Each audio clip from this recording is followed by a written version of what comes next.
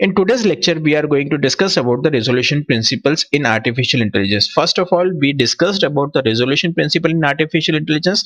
Then after, we will discuss the resolution in propositional logic. Okay, we have a two type of resolutions in knowledge representations. First one for the propositional logic and second one for predicate logic. Okay, this is the very important topic which will be asked in your university examinations as well as very GATE examinations. आज के video lecture के अंदर में हम resolution principles के बारे में discuss करने वाले हैं। प्रीवियस लेक्चर्स के अंदर में हमने predicate logic and prepositional logic समझा था, जिस जो कि एक नॉलेज रिप्रेजेंटेशन स्कीम है, जिसके थ्रू हमने डिफरेंट फैक्ट्स को स्टोर करना सीखा था आर्टिफिशियल इंटेलिजेंट मशीन के अंदर में। इन फैक्ट्स का यूज होता है आपको इन्फरेंस मैकेनिज्म्स के अंदर में, मतलब आपको कुछ नया नॉलेज अगर जनरेट करना होगा तो हम क्या करते हैं, प्रीवियस फैक्ट्स का यूज करते हैं और नया फैक्ट्स जनरेट करने की कोशिश करते हैं। मतलब हमारे पास में जो एग्जिस्टिंग फैक्ट्स होते हैं वो एग्जिस्टिंग फैक्ट का यूज करके हम कोई रीजनिंग कर पाए, तो ये जो प्रोसेस होती है इसको हम बोलते हैं resolution method in artificial intelligence. ठीक है, तो ये चीजें हम आज यहाँ पे डिस्कस करने वाले हैं।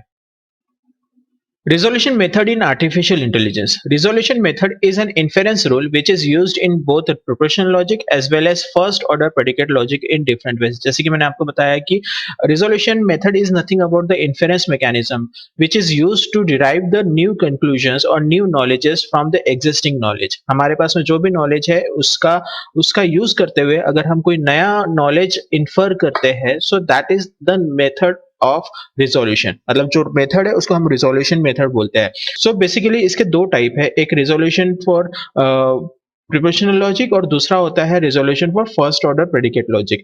तो आज का जो वीडियो है resolution method in artificial intelligence, इसके दो पार्ट होने वाले हैं। पहले पार्ट के अंदर में हम डिस्कस करेंगे resolution method in proportional logic and second part में हम डिस्कस करेंगे resolution method in first order predicate logic. Okay, so this method is basically used for proving the satisfiability of the sentences. Okay, हम क्या करने वाले हैं, जो हमारे पास में जो नॉलेजेस हो गए, जो फैक्ट हो गए, वो फैक्ट को हम किस तरीके से सेटिस्फाई कर सकते हैं, हम वो रिजोल्यूशन मेथड के अंदर में करने वाले। In resolution method we use proof by refutation technique to prove the given statement. हम जो स्टेटमेंट को प्रूफ करने वाले हैं वहां पे हम यूज करने वाले हैं रेफ्यूटेशन टेक्निक। अभी प्रूफ बाय रेफ्यूटेशन टेक्निक होती क्या है, अगर आपके पास में कोई स्टेटमेंट है, आप उसको निगेट करके या फिर उसको कॉन्ट्राडिक्ट करके अगर आप प्रूफ करोगे तो ऐसी टेक्निक को हम बोलते हैं प्रूफ बाय रेफ्यूटेशन टेक्निक। मतलब हम प्रूफ किसी स्टेटमेंट को प्रूफ करने वाले हैं उसको कॉन्ट्राडिक्ट करके, मतलब उसको निगेट करके, तो हम उस टेक्निक को बोलते हैं proof by refutation technique. The key idea of resolution method is to use the knowledge base and negate the goal to obtain the null clause. हम यहाँ पे क्या करने वाले, हमारा जो फैक्ट जिसको हमें प्रूफ करना है हम उसको निगेट और कॉन्ट्राडिक्ट करके ही हम उसको प्रूफ कर सकते हैं। The resolution method is also called as proof by refutation since the knowledge base itself is consistent and contradiction must be introduced by negate the goal. Okay, as a result we have to conclude that original goal is true. मतलब हम क्या करेंगे, हम अपने जो statement है वो wrong नहीं है, तो हमें पता अगर वो रॉन्ग नहीं हुआ दैट मीन्स वो हमारा जो सोल्यूशन है वो प्रूव हो जाएगा, और जो प्रूफ है मतलब जो स्टेटमेंट है वो प्रूफ हो जाएगा। There are two methods for resolution in artificial intelligence. First one is resolution method in propositional logic. Second one is resolution method in first order logic और predicate logic. इसी तरीके से हमारे दो वीडियो बनने वाले हैं। ये जो वीडियो है पहला कंटिन्यू रहेगा जिसमें resolution method in propositional logic ये हम डिस्कस करने वाले। सेकंड वीडियो जो रहेगा वो हमारा रहेगा resolution method in first order logic and predicate logic. Okay, now let's discuss the resolution method in propositional logic. In propositional logic, resolution method is only inference rule which gives a new clause when two or more clauses are coupled together. मतलब हमारे पास में पहले से जो facts दिए हुए हैं, multiple facts दिए हुए हैं, उससे अगर मैं कुछ नया फैक्ट बनाना चाहता हूं तो रिजोल्यूशन मेथड यहाँ पे काफी हेल्प करता है न्यू फैक्ट्स को या फिर न्यू नॉलेज को जनरेट करने के लिए। Using propositional logic it becomes easy to make the theorem prover sound and complete for all. Resolution of propositional logic is very easy to understand. ठीक है, now let's discuss the resolution method in propositional logic. The process followed to convert the propositional logic into the resolution method contain the following step. मतलब अगर propositional logic के through अगर मुझे किसी fact को अगर प्रूव करना है तो ये फॉलोइंग स्टेप्स को मुझे ध्यान में रखना पड़ेगा। पहली स्टेप है convert the given axiom into the clause form. मतलब हमारे पास में जो भी स्टेटमेंट्स दिए होंगे प्रीपोजिशनल लॉजिक के, हमें उसको कन्वर्ट करना पड़ेगा कंजक्टिव नॉर्मल फॉर्म और डिसजेक्टिव नॉर्मल फॉर्म में, जिसको हम क्लॉजल फॉर्म भी बोलते हैं। Apply the proof of the given goal using the negation rule. मतलब जो भी हमें प्रूफ करना है, जो भी प्रोपोजिशनल लॉजिक को हमें प्रूफ करना है, हमें उसको निगेट करके प्रूफ करना है, तो हम क्या करेंगे, हम उसके ऊपर में निगेशन रूल अप्लाई करेंगे। Use those literal which are needed to prove. मतलब हमें जिस स्टेटमेंट को प्रूव करना है उसको उसके लिए हमें जो भी लिटरल्स लगेंगे हमें उसका यूज करना है। मतलब प्रिपोजिशंस लॉजिक में हम क्या करते थे, हम स्टेटमेंट को लिटरल से असाइन करते थे, वेरिएबल से असाइन करते थे, तो वो वेरिएबल्स हमें यहाँ पे ध्यान में रखने पड़ेंगे और उसका काफी इंपॉर्टेंस होगा। Solve the clause together and achieve the goal. अब हम क्या करने वाले हैं, हम वो वेरिएबल्स का यूज करते हुए हम उसको जो क्लॉजेस मिलने वाले हैं, जो हमें कंजक्टिव नॉर्मल फॉर्म मिलेगा, उसका यूज करते हुए हम गोल को अचीव करेंगे। But before solving the problem using the resolution method, let's understand the two normal forms. अब हमें यहाँ पे सबसे पहले पढ़ना पड़ेगा कंजक्टिव नॉर्मल फॉर्म्स क्या होता है और डिसजेक्टिव नॉर्मल फॉर्म्स क्या होता है। ठीक है, तो हम डिस्कस करते हैं first conjunctive normal forms. In propositional logic, resolution method is applied only to those clause which is disjunctions of literals. There are following step is used to convert into a CNF. हमारे पास में जो facts हो गए वो prepositional logic में हो गए। अब वो प्रिपोजिशनल लॉजिक के फैक्ट्स को हमें कन्वर्ट करना है कंजक्टिव नॉर्मल फॉर्म्स में। तो कंजक्टिव नॉर्मल फॉर्म्स में हमें प्रिपोजिशनल लॉजिक को कन्वर्ट करना है, तो उसके लिए कुछ स्टेप्स दी हुई है। तो पहली स्टेप है एलिमिनेट बाय कंडीशनल इंप्लीकेशंस। अगर हमारे प्रिपोजिशनल लॉजिक के अंदर में बाय कंडीशनल इंप्लीकेशंस है तो हमें उसको रिमूव करना है। वो किस तरीके से रिमूव होगा, जैसे कि हमारे पास में दो वेरिएबल्स है ए एंड बी और जिसके अंदर में बाय कंडीशनल इंप्लीकेशंस है, तो हम उसको किस तरीके से लिख सकते हैं, A implies B and B implies A. इस तरीके से हम क्या करेंगे, हम वो बाय कंडीशनल इंप्लीकेशंस को हम रिमूव करेंगे। हमारी सेकंड स्टेप है एलिमिनेट द इंप्लीकेशंस। ठीक है, हमारे पास में जो भी स्टेटमेंट्स हो गए, जो भी प्रोपोजिशंस हो गए, अगर उसके अंदर में इंप्लीकेशन है तो हमें उसको भी रिमूव करना होगा। और वो किस तरीके से करेंगे, फॉर एग्जांपल हमारे पास में दो वेरिएबल्स है ए एंड बी और उनके बीच में इंप्लीकेशन है, तो हम उसको लिखेंगे निगेट ऑफ ए और बी। निगेट ऑफ ए और बी, मतलब ये जो वेरिएबल है ये इसका निगेशन हो जाएगा और दोनों के बीच में और कंडीशन लग जाएगी और कनेक्टिव्स लग जाएगा और बी। तो इस तरीके से हम क्या करेंगे, इम्प्लीकेशंस को हम रिमूव करेंगे। ठीक है, थर्ड स्टेप देखते हैं। In CNF negations appears only in literals, therefore we move it to inverse.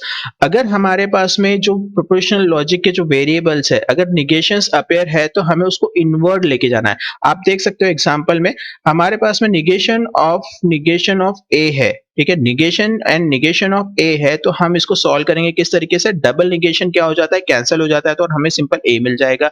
Negation of A and B है, तो हम इसको किस तरीके से करेंगे, हम निगेशन को अंदर लेके जाएंगे, तो हम यहाँ पे डी मॉर्गन्स लॉ लगाते हैं। तो निगेशन ऑफ ए और negation of B, similarly negation of A और बी है, तो हम क्या करेंगे, negation of A and negation of B. तो ये हमारा डी मॉर्गन्स लॉ और डबल निगेशंस एलिमिनेशंस करते हैं हम, तो हमें ये करना पड़ेगा। तो पहली स्टेप है eliminate the by conditional implication, दूसरी स्टेप है eliminate the implications and third word है निगेशंस को इनवर्ड लेके जाओ लिटरल्स के पास में। ठीक है, तो ये तीन स्टेप्स हम फॉलो करेंगे। Finally, use the distributive law of the sentences and form the conjunctive normal forms. अगर हमारे पास में कुछ इस तरीके से स्टेटमेंट्स मिलेंगे तो हमें क्या करना है, डिस्ट्रीब्यूटिव लॉ अप्लाई करना है और उससे हमें कंजक्टिव नॉर्मल फॉर्म्स मिल जाएगा। Note, CNF can also be describe as and ors. And of ors मतलब हमारे पास में जितने भी ऑर्स है उनका जो एंड होगा उस फॉर्म में हमारा CNF मिलेगा। Now let's discuss the second clausal form, that is disjunctive normal form. This is the reverse approach of CNF. This process is similar to CNF with the following differences. तो हमारे पास में जो conjunctive normal form था वो and of ors था। मतलब हम क्या करते थे, ऑर्स का एंडिंग करते थे। वहीं पे डिसजेक्टिव नॉर्मल फॉर्म्स में क्या होता है, ऑर्स ऑफ एंड होने वाला है। In disjunctive normal form, it is ors of ands, the sum of product or a cluster concept, whereas the CNF and it is the and of ors. तो simple है, यहाँ पे एंड जहाँ पे conjunctive normal forms में ऑर्स of and था, वहीं पे डिसजेक्टिव नॉर्मल फॉर्म्स में ऑर्स ऑफ एंड रहेगा। Now let's take an example to understand how the resolution works on propositional logic. Consider the knowledge base we have. We have a given facts here. So we have a 4 facts here. The humidity is high or the sky is cloudy. Second one, if the sky is cloudy, then it will rain. Third one, if the humidity is high, then it is hot. And fourth one, it is not hot. So according to that fact, we have to generate a new fact. It will rain.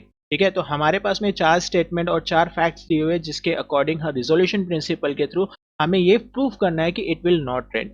Use the preposition logic and apply the resolution method to prove that the goal is derivable from the given knowledge base. मतलब ये जो knowledge base हमारे पास में दिया हुआ है उससे हम ये गोल स्टेटमेंट डिराइव कर सकते हैं या नहीं कर सकते. तो रिजोल्यूशन प्रिंसिपल्स में क्या था, हमें क्या करना है, ये जो नॉलेज बेस है इसको सबसे पहले कन्वर्ट करना होगा प्रिपोजिशन लॉजिक में. देन आफ्टर हमें इसको जो प्रिपोजिशन लॉजिक हो गया उसको कन्वर्ट करना होगा हमारे कंजेक्टिव नॉर्मल फॉर्म्स में, और कंजेक्टिव नॉर्मल फॉर्म्स में कन्वर्ट करने के बाद में हमें जो भी गोल है, जैसे कि ये हमारा गोल है इट विल रेन, हमें उसको निगेट करना पड़ेगा. और अकॉर्डिंग टू कॉन्ट्राडिक्शन हम कॉन्ट्राडिक्ट के साथ में हमारे जो एग्जिस्टिंग स्टेटमेंट्स बनेंगे, जो भी प्रिपोजिशन लॉजिक बनेंगे, हम उसका यूज करते हुए हम प्रूव करेंगे कि इट विल रेन. ठीक है, तो ये जो प्रिपोजिशन लॉजिक हम कन्वर्ट करने वाले हैं ये काफी इंपॉर्टेंट है. आप अपने नोटबुक के अंदर में इसको नोट डाउन कर लीजिए. ठीक है, इसी का सामने में हमें यूज होने वाला है ताकि आप अच्छे से समझ पाए.